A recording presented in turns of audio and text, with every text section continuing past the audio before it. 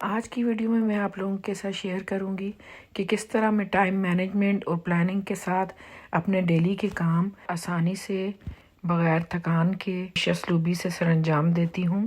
अस्सलाम वालेकुम व्यूअर्स, उम्मीद है आप सब लोग ठीक ठाक होंगे। मैं भी बिल्कुल ठीक ठाक हूँ।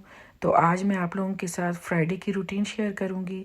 साथ में आप लोगों को बताऊँगी कि किस तरह मैं डेली के काम जो हैं रोज़मर्रा के उनकी मैं प्लानिंग करती हूँ और किस तरह कम टाइम में ज़्यादा काम करती हूँ और बग़ैर थकावट के काम करती हूँ।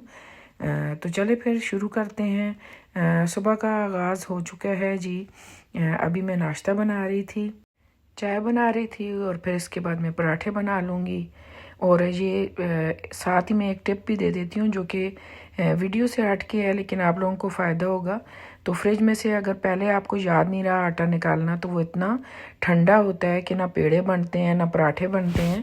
तो आप 30 सेकंड जो है वो माइक्रोवेव पेड़ों को कर लीजिए, तो वो आटा इतना सॉफ्ट हो जाएगा और गर्म भी नहीं होगा, लेकिन पेड़े सॉफ्ट हो जाएंगे, आपको बनाने में काफ़ी आसानी होगी।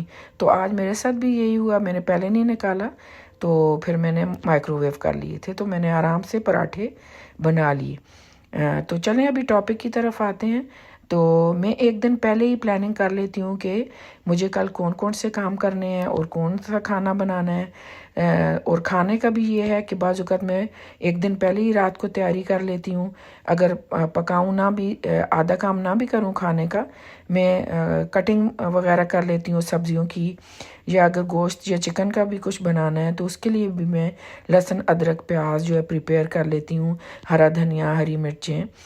तो लेकिन जब नाश्ता मैं बना रही होती हूँ तो मैं फिर वो जो एक दिन पहले की प्लानिंग होती है उसे रिमाइंड कर रही होती हूँ। तो आज के दिन जो है कि मैंने तो खाने का काम कर लिया था। चिकन की एक रेसिपी बनानी है जो आगे चल के मैं आप लोगों के साथ शेयर करूँगी, तो उसकी मैरिनेशन मैंने कल ही कर ली थी। लेकिन मोस्टली मैं क्या करती हूँ कि मैं मेन्यू भी सोच लेती हूँ एक दिन पहले, और फिर चीज़ें अगर हों तो वेल एंड गुड। अगर ग्रॉसरी लानी है तो सुबह फिर नाश्ते के बाद फ़ौरन जाके मैं ले आती हूँ। और बहुत ज़्यादा मैं स्टोर नहीं करती चीज़ें, मतलब बहुत ज़्यादा स्टोर करूँ तो एक हफ़्ते के लिए, डेढ़ हफ़्ते के लिए भी कम ही होता है। तो चिकन और गोश्त वगैरह मैं फ़्रेश ही लाती हूँ।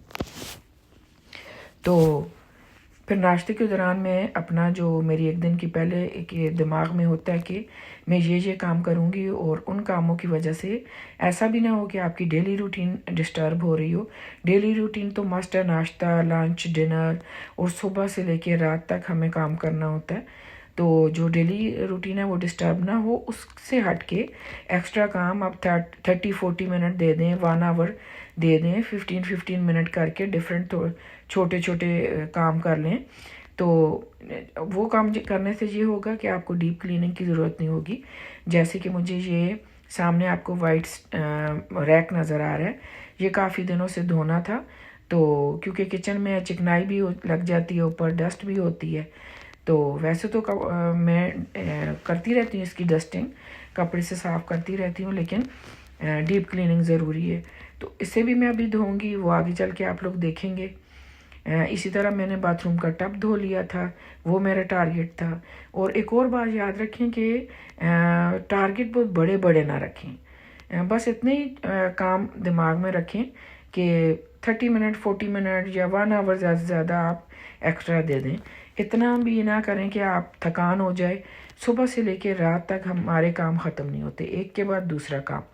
तो लंच बनाना, फिर बच्चों को लंच देना, रात को भी इसी तरह, फिर शाम में भी चाय के साथ कुछ ना कुछ। तो सुबह से रात तक काम होते ही रहते हैं। तो ऐसा ना हो कि फिर आप दिन में तो इतना ज़्यादा काम कर लें और शाम में आप काम ही ना कर सकें और आपको परेशानी हो।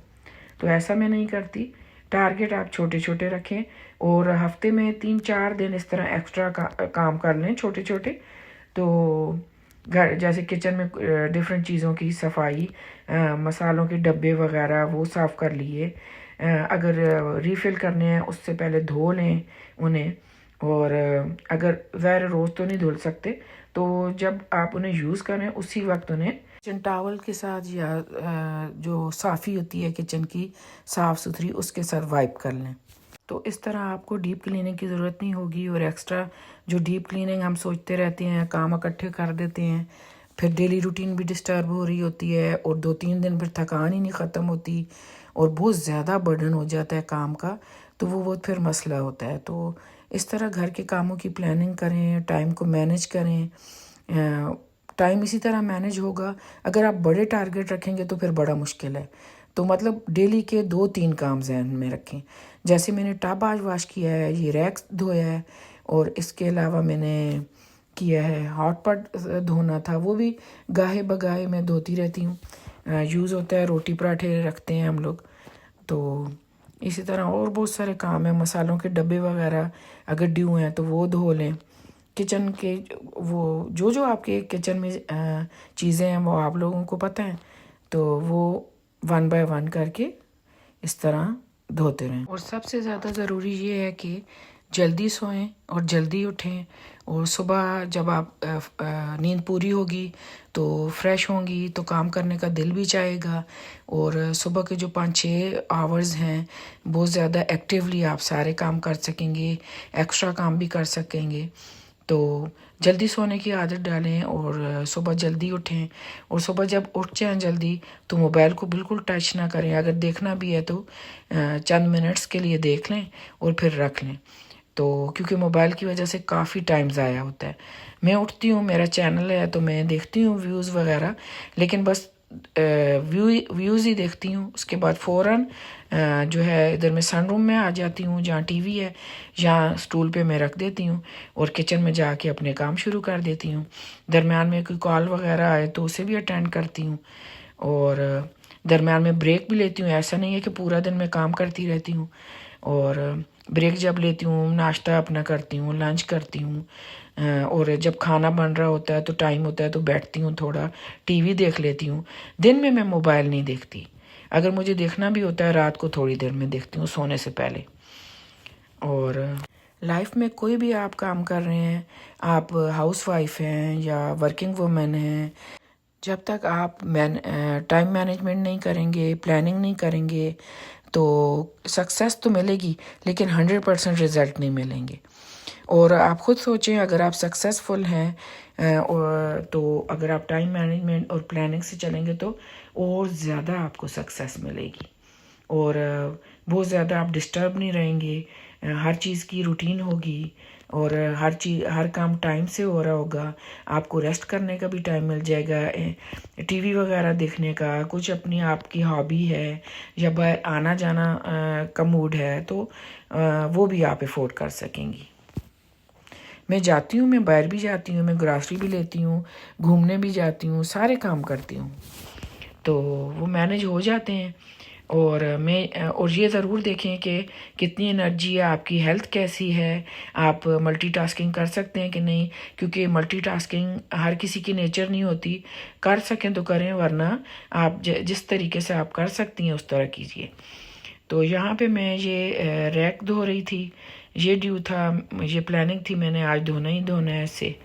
और जो काम आप सोच लें तो साथ डेली रूटीन के साथ साथ बिल्कुल टाइम वेस्ट ना करें, फ़ौरन से उन्हें स्टार्ट कर दें। स्पेशली कोई काम आपको हार्ड लग रहा है, जैसे बाथरूम के टब धोने मुझे बहुत मुश्किल लगते हैं। सुबह आप मानेंगी, मैं उठने के बाद नाश्ते से भी पहले मैंने सबसे पहले टब में एक होता है पाउडर, कमेट के नाम से है, सबसे पहले मैंने टब को गीला किया और वो लगाया, क्योंकि उसे छोड़ना पड़ता है। तो उस दौरान फिर मैंने नाश्ता वगैरह सारा काम किया, फिर दरम्यान में टब भी मैंने धोया, ये रैक वगैरह भी धोए।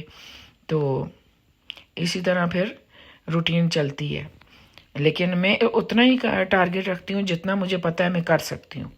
मैं बिल्कुल उससे ज़्यादा काम नहीं करती कि मैं बिल्कुल बात करने का भी फिर मूड ना हो और इतनी थकावट हो रही हो, चिड़चिड़ापन हो रहा हो, ना खाना खाया जा रहा है, तो इस तरह प्लीज़ ना किया कीजिए।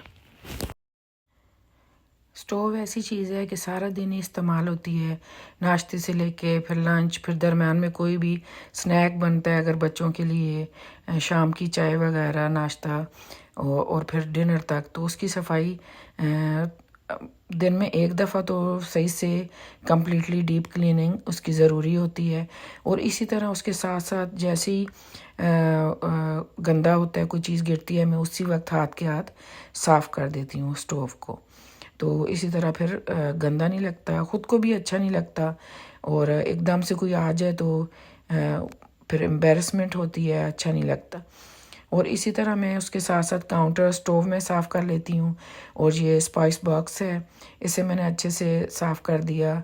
और ये ब्राउन शुगर और जो रेगुलर शुगर है उसके कंटेनर हैं, इन्हें मैं साफ़ कर लेती हूँ। और जो जो मसाले के कंटेनर हैं, बॉटल्स और वग़ैरह, तो उसी वक्त जब आप खाना बनाएं यूज़ करें, हाथ के हाथ साफ़ कर दें, क्योंकि अलग से कभी भी आप नहीं कर सकती, क्योंकि घर के इतने ज़्यादा काम होते हैं कि ये जो छोटे छोटे काम हैं ये रह ही जाते हैं। अगर आप ये सोचती रहेंगी आइंदा चल के मैं करूँगी, कल करूँगी, परसों, फिर ये रह ही जाएंगे। तो मैंने रैक को भी ड्राई करके रैक की जगह को मैंने साफ़ कर दिया था। ये सारी चीज़ें हटा के मैंने की थी, जो कि मैं वीडियो में मैंने नहीं दिखा सकी, क्योंकि वीडियो फिर बहुत ज़्यादा लंबी हो जाती। और दूसरा, मैं सामने नहीं आती हूँ तो मेरे लिए ज़रा मसला होता है कि मैं जो है बिल्कुल कम्प्लीटली आपको दिखा सकूँ। तो जो जितना दिखा सकती हूँ मैं दिखाती हूँ। तो रैक वाली जगह भी मैंने अच्छे से साफ़ करके रैक को ड्राई करके उसमें जो है स्पाइस बॉटल्स सारी रख दी थी। ये कल मैंने चिकन मैरिनेट किया था। और ये चाइनीज़ रेसिपी है, एक तरह से चाइनीज़ स्पाइसेस से मैं बनाती हूँ। बच्चों को इसी तरह पसंद है। काली मिर्च, नमक, सोया सॉस और कॉर्न स्टार्च जाता है, एक एग जाता है, और इसके अलावा लेमन जूस थोड़ा सा मैं डाल देती हूँ। इसके अलावा गार्लिक पाउडर डालती हूँ। आप सिरका भी डाल सकते हैं, लेकिन सिरके से दूसरे दिन चिकन हार्ड हो जाती है, तो मैं लेमन जूस डालती हूँ थोड़ा सा।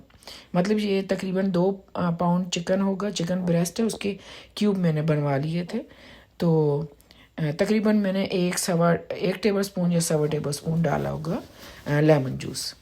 बहुत ज़्यादा खट्टा भी नहीं अच्छा लगता, खट्टा बिल्कुल इसमें पता नहीं चलता, लेकिन लेमन से ये होता है कि मसाले जितने भी आपने डाले हैं चिकन के अंदर तक चले जाते हैं और टेस्ट फिर बहुत अच्छा हो जाता है। तो बस चाइनीज़ स्टाइल से ये मैं मैरिनेट करती हूँ। और 2 घंटे पहले भी आप कर सकते हैं, ज़्यादा टाइम अगर हो तो वो और अच्छा है। ये मैंने कल मैरिनेट किया था। अभी ये इस तरह मैं गोल्डन ब्राउन कर दूंगी दोनों साइडों से, तो बस निकाल लूँगी। ब्रेस्ट को ज़्यादा पकाएं तो वो ड्राई हो जाती है, तो वो फिर बच्चे खाते नहीं, उन्हें अच्छी नहीं लगती। तो इसी तरह मैंने बोल में टिश्यू बिछा लिया था। ये सारा चिकन अब मैं निकाल के बोल में डाल दूँगी। तो बिरयानी भी मेरे पास बनी हुई थी, लेकिन ये छोटे बेटे जो हैं वो बिरयानी आज नहीं खाना चाह रहे थे, तो उनके लिए फिर मैंने ये चिकन फ्राई कर दिया था। इस चिकन के साथ मैं प्लेन राइस बना लेती हूँ और कुछ वेजिटेबल स्टिर फ्राई करती हूँ, लेकिन आज बेटे का मूड नहीं था, तो एक तरफ जो है मैं चावल रख देती हूँ प्लेट में, और थोड़े से जो है चिकन के पीसेस साथ स्टिर फ्राई वेजिटेबल रख देती हूँ। इसके साथ एक सॉस भी मैं बनाती हूँ, उसकी भी रेसिपी मैं बताती हूँ आप लोगों को। तो वेजिटेबल में मैं शिमला मिर्च, कैरेट और कैबेज को जूलियन कटिंग कर लेती हूँ, लेकिन बहुत थिन नहीं, थोड़ी मोटी। और उसमें नमक, काली मिर्च और थोड़ा सा ऑयल डाल के और थोड़ा सा बटर, और उसमें स्टिर फ्राई कर लें। और वो बच्चे बहुत शौक से खाते हैं। कैबेज इस तरह बहुत मज़ा आता है खाने में। तो और सॉस जो है वो मैं मायो ले लेती हूँ, केचप ले लेती हूँ, गार्लिक पाउडर डाल देती हूँ। साल्ट नहीं डालती, उसमें ज़रूरत ही नहीं होती, आप डालना चाहें तो डाल सकते हैं। और इटालियन हर्ब कोई भी आप डाल सकती हैं, मैं ओरिगैनो डालती हूँ। और इसके अलावा काली मिर्च डालती हूँ, और उसे मिक्स करें, इतनी मज़े की सॉस बनती है। और वो जो है चावलों पे और ये चिकन के साथ डाल के खा सकते हैं। और मेरे जो बेटे हैं छोटे वाले, उन्हें किसी चीज़ की ज़्यादा ज़रूरत नहीं होती, वो चिकन और चावल भी खा लेते हैं सेपरेटली ना, तो चेंज करते रहते हैं। तो यहाँ एग होल्डर में मैंने एग भी डाल दिए थे, अभी फ्रिज में रख दूँगी। तो इस तरह छोटे छोटे काम आप कुकिंग के साथ कर सकते हैं आराम से। यहाँ पे मैंने सॉल्ट रिफ़िल कर लिया था, जो सालन में नमक डालते हैं वो बॉटल भी मैंने रिफ़िल कर ली थी, और नमकदानी में भी डाल लिया था। और जब रिफ़िल करें तो अगर धोने वाली हैं तो धो लें, वरना डेली तो नहीं धुल सकती बॉटल्स। तो इस तरह जो है मैं किचन टावल के साथ, टिश्यू के साथ, या इस तरह जो साफ़ी होती है उसके साथ मैं वाइप कर लेती हूँ, तो जो मसालों की बॉटल्स हैं वो साफ़ रहती हैं। और ये जो छोटे छोटे काम है, अगर आप ये सोचेंगे कि सारे काम ख़त्म करके फिर करूँगी, तो ऐसे फिर बड़ा मुश्किल हो जाता है। कल परसों तरसों पे चली जाती है बात, और फिर बहुत बर्डन लग रहा होता है और अलग से टेंशन भी हो रही होती है। इसी तरह ये काली मिर्च का पाउडर मिलाती हूँ, तो इसे भी मैं रिफ़िल कर लूँगी बॉटल में। इसमें डालने से ये होता है कि बच्चों को आसानी होती है, वरना उन्हें कैबिनेट में से बड़ी बॉटल निकाल के फिर डालनी पड़ती है।